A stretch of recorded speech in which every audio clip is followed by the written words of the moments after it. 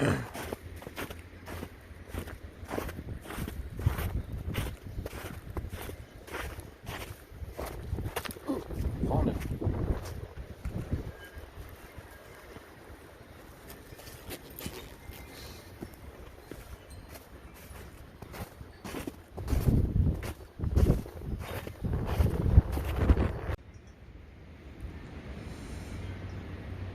I brought you down here on a windy, wintry day to really give you a history lesson to understand really why having a child, or being able to have a child and having a child, have a meaning that's a little greater than most. Now, my grandfather and my uncle are buried next to each other, and when my grandmother passes, she will join them. But to make a longer story shorter, and in hopes that you can hear me in the wind and the pine trees don't fall on me, my grandfather and my grandmother really aren't a topic of conversation for this post. But my uncle is.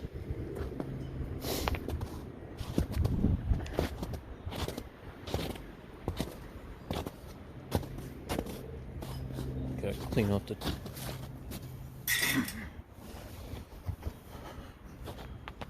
see how well we can do this. My uncle passed away many years ago. And he passed away from colon cancer, if I remember correctly. Now, in my lifetime, I believe I've had different premonitions of my future, however you want to word it. And one of them was a few days before he passed. Now, basically everybody on my mom's side kind of looks like each other. Tall, long faces.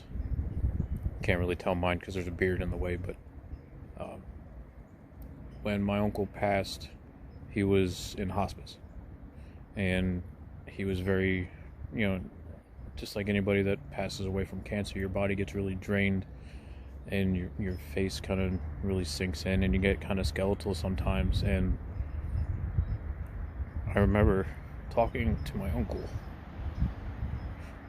I remember talking to my Uncle Mark outside his room and pretty much telling him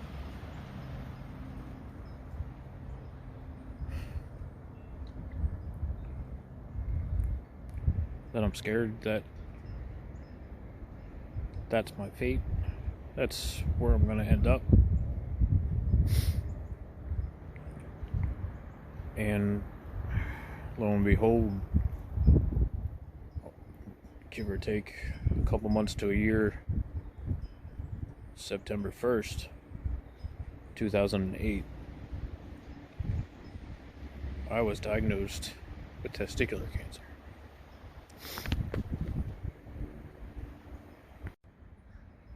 Apologize for the wind and the camera skip here. It's getting a little windy and chilly. I believe there's supposed to be some snow coming in tonight. We'll end it tomorrow, and we'll see where that leads us. But like I said, I was diagnosed with testicular cancer, more or less. It's called germ cell cancer. Basically, as you grow inside the womb, I guess for guys, your testicles start first or something close to that. And as you elongate and you grow, cells can be left behind. And that's pretty much what happened to me. I had ended up with, I'm not sure if they were nodules or tumors or however they were, but there was stuff in both my lungs. And I had 2 tumors on the left side of my body. One was on my liver. The other one, I think, was just kind of floating around somewhere. I don't remember exactly. But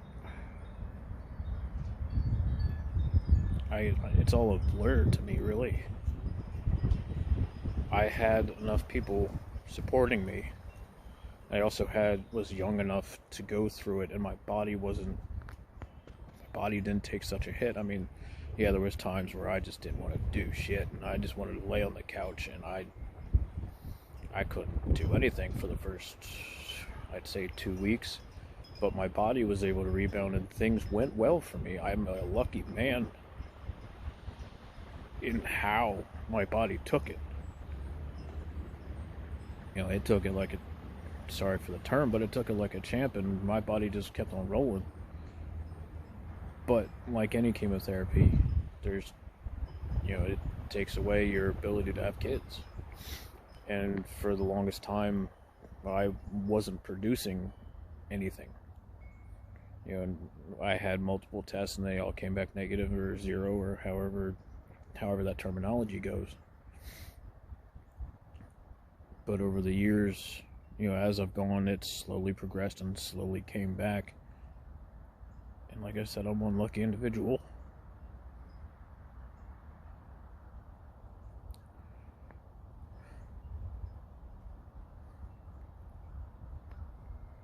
But there's a lot of times that being that lucky individual, you kind of feel like shit.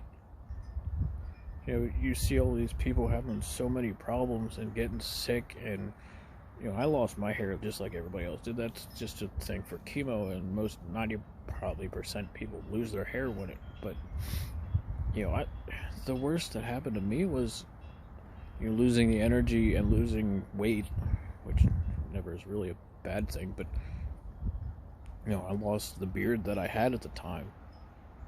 And as my hair started to fall out, I just decided to do it myself. And you know, I mean, it was I accepted it and I did it. And even as much as it meant to me, it was still just hair. I could do it again, and I did, and I have, obviously. You know, I have, to the point that I was able to cut it off for Relay for Life. So, you know, it's come back with a vengeance, and I'm still full bearded, and I'm a lucky man. But you feel like shit because there's so many other people that aren't that lucky. And you see the pain and the suffering that they go through, and really you didn't. And sometimes that makes you feel like shit.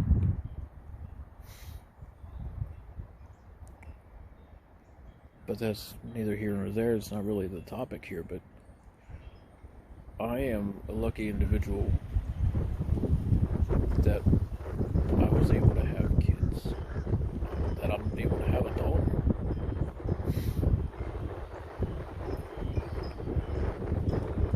And it's hard to explain to people. And I think maybe Emily's a little confused why I'm not so excited, and why I'm not so exuberant, or how I'm not showing it, I guess.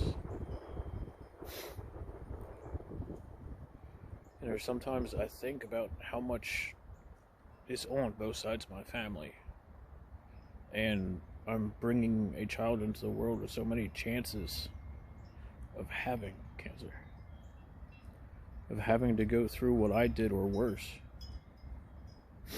having to go through what my uncle had to go through. You know, when you see a family member go through that, when you have to watch a man that you looked up to wither away. And then at one time, you can look in the mirror and see yourself look exactly like him. That hits home so hard. And there's times you don't know what to do with yourself.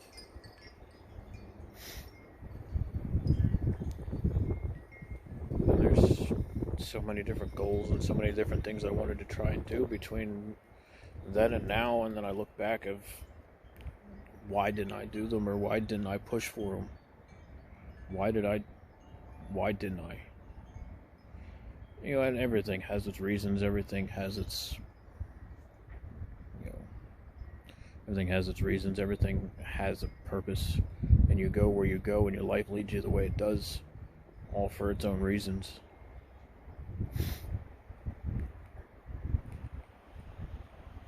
But it gets scary. You don't know what's going to happen, and you're scared that somebody else is going to have to deal with what you did. The whole point of bringing a kid's life into the world is so that way they don't. So that way they have a better life than what you did. In as many different ways as humanly possible, that their life is better than yours.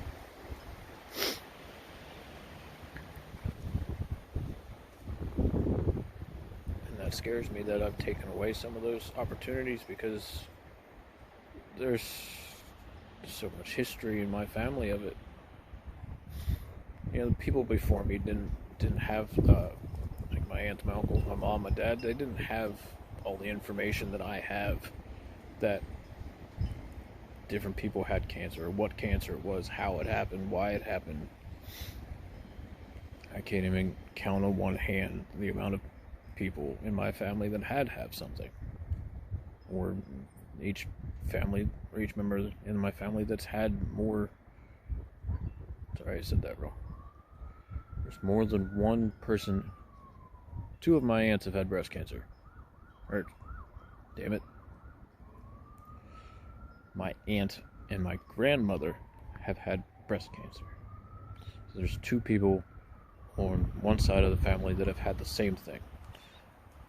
I don't remember if there was two members of my family that have had colon cancer. My grandmother, who will end up here, has had a type of cancer. My mom has had skin cancer. My two aunts have had breast cancer. Damn it. My aunt and my grandmother have had breast cancer. My grandmother's sister had a type of cancer.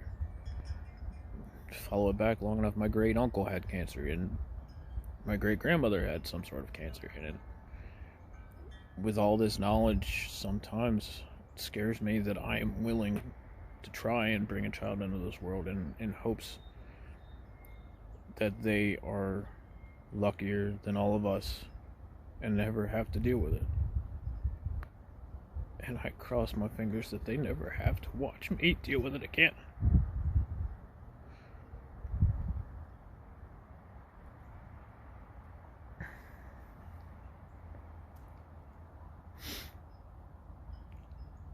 So that's my history lesson, I guess.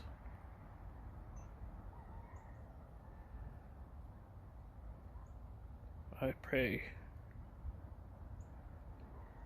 that my child and any future children I may have never have to deal with watching me or their mother or any other more family members that I have suffer through it. And I pray that they never have to deal with it themselves.